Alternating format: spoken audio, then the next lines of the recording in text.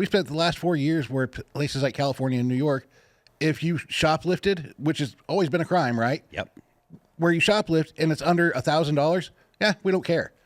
Yeah. At what point did the laws not matter to where we can dumb everything down like this? Was this the case? Was the case you're talking about the one at Columbia where they were talking about revoking diplomas? Well, he got wrapped up by the feds for they're articulating it poorly. They're saying you can't be anti-Semitic on school campuses and blah blah blah. And it's like, look, that stuff is protected by the First Amendment, right? And the First Amendment doesn't protect it. The First Amendment is a limit on what the government is allowed to do. So it's not like, it's to protect people's free speech. It's saying, look, the federal government can't take action against you because you have an opinion that's unpopular. That's the point of it. I'm going to pause you. Say that one more time, because I think this is something a lot of people don't understand.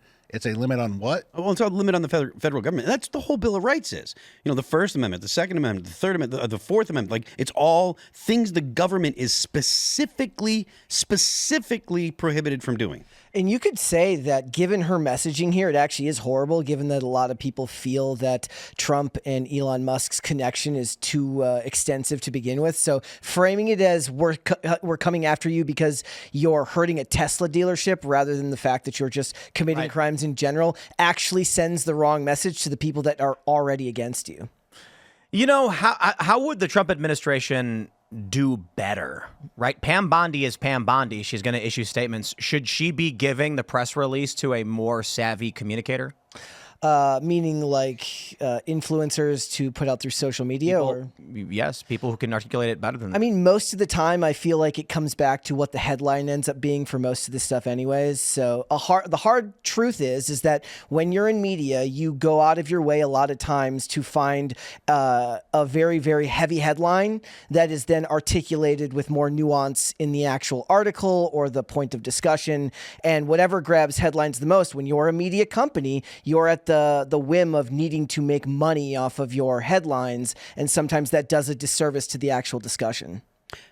I don't think that it's her ability to articulate the idea, because I think that she's articulating what she wants to, the message that she wants to get across well. I think that the message that they decided to push forward, to put to the front is a bad message. So somebody should have been there to correct her, somebody that works for her. Specifically on Tesla. Yeah. Well, on Tesla and on the Hamas sympathizer guy. I mean, I'm all for kicking that dude out, right? If you don't love America and you come here and you got a green card and you hate the country and you want to help destroy Western society, beat it. I have no problem with that. But there's legal channels. I mean, and if she wants to reach out and contract me for that service, I mean, I'll be happy to say the quiet part out loud for him. That's very kind of you.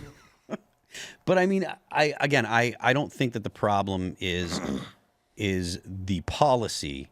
It's all the messaging. I don't think any of it matters. We did the culture war this morning with a pro and anti-Doge fellers, and I'm just like, the left has wielded unchecked power. Here's an example for you: Jenna Ellis being criminally charged with racketeering in Georgia. Yep. She's a lawyer. She was representing a client. Imagine if a guy like robs a liquor store and then gets arrested for it and then is like, I'm going to go get a lawyer. So he gets a lawyer, and then the police arrest the lawyer for aiding and abetting a criminal. Mm-hmm. That's what they did with Jenna Ellis. That's how psychotic the left was, the liberals were. It doesn't matter what Pam Bondi says. She could say Donald Trump is going to go out personally with a rifle and defend Tesla dealerships. And she could say we're deploying the National Guard. It doesn't matter. The left is going to keep doing what they do no matter what. They're going to attack different locations. They will escalate. I mean, I already elected him once. You don't need to sell me on it. Donald Trump's going to go march down Fifth Avenue himself to protect the streets and small businesses. The left would love that, actually. But in all seriousness, whatever the message is, the left doesn't care because they know. And it's fascinating to me that it's actually the right that doesn't seem to get this.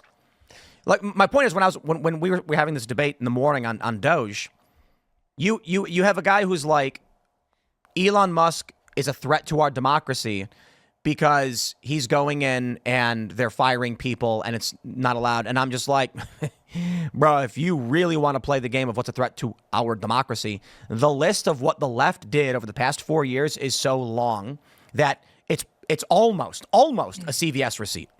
Well, Oh my goodness. at this point, though, the Constitution is a threat to their democracy. Indeed.